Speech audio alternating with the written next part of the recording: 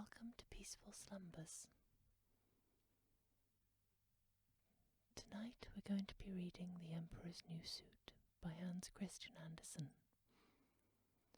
If you think you're likely to enjoy us, please consider giving us a thumbs up, maybe subscribing, because we release a story every night.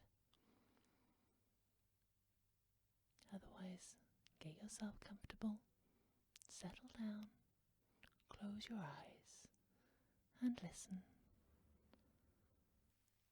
The Emperor's New Suit. Many, many years ago lived an emperor who thought so much of new clothes that he spent all his money in order to obtain them. His only ambition was to be always well dressed.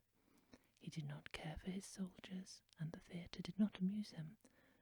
The only thing, in fact, he thought anything of was to drive out and show a new suit of clothes. He had a new coat for every hour of the day, and as one would say of a king, he is in his cabinet. One would say of him, the emperor is in his dressing room.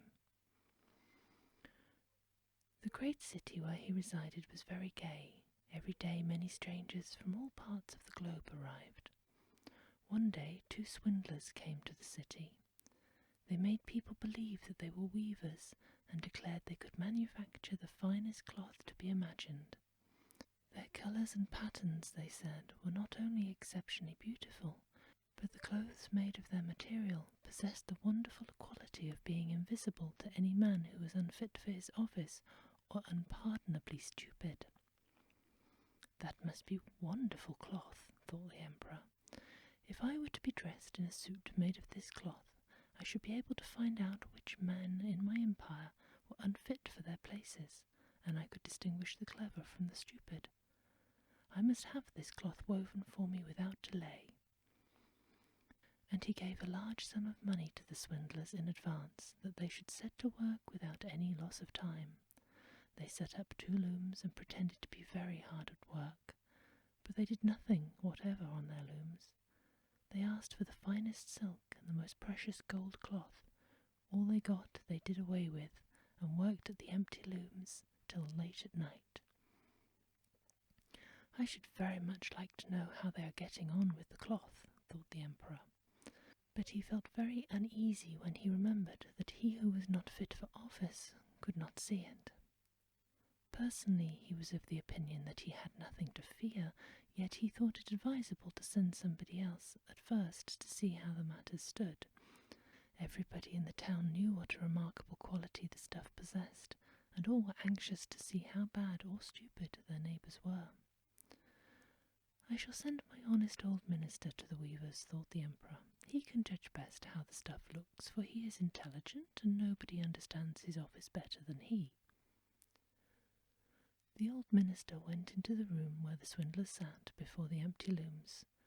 Heaven preserve us, he thought, and opened his eyes wide. I cannot see anything at all. But he did not say so.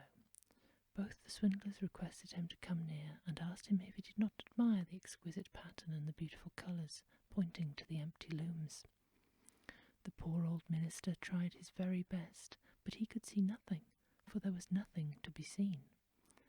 Oh dear, he thought, can I be so stupid? I should never have thought so, and nobody must know it.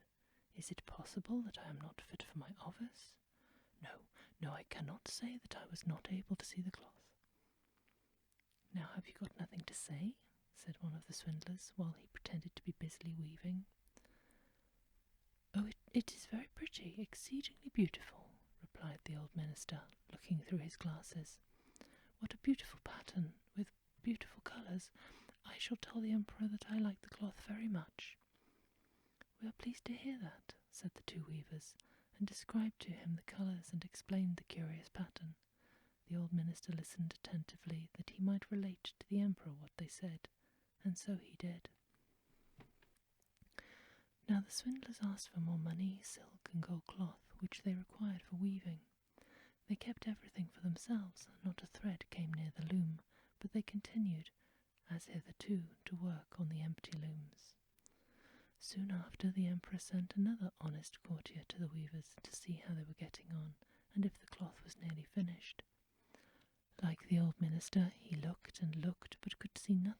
there was nothing to be seen.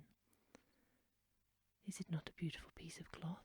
asked the two swindlers, showing and explaining the magnificent pattern, which, however, did not exist. "I am not stupid," said the man. "It is therefore my good appointment for which I am not fit. It is very strange, but I must not let anyone know it." And he praised the cloth, which he did not see, and expressed his joy at the beautiful colours and the fine pattern. "It is very excellent," he said to the emperor. Everybody in the whole town talked about the precious cloth. At last the emperor wished to see it himself while it was still on the loom.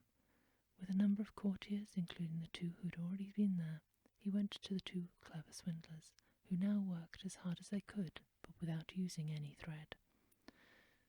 "Is it not magnificent?" said the two old statesmen who had been there before. "Your Majesty must admire the colours and the pattern."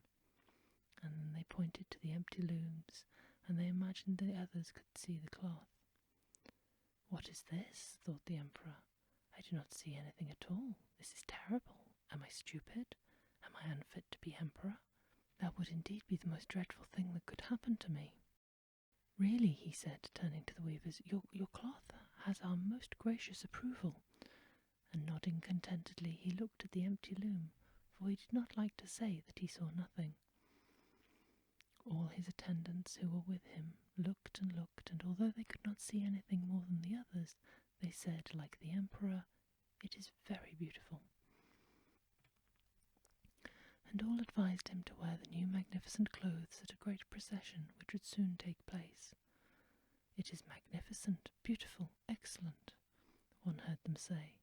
Everybody seemed to be delighted, and the emperor appointed the two swindlers imperial court weavers. The whole night previous to the day on which the procession was to take place, the swindlers pretended to work and burned more than 16 candles.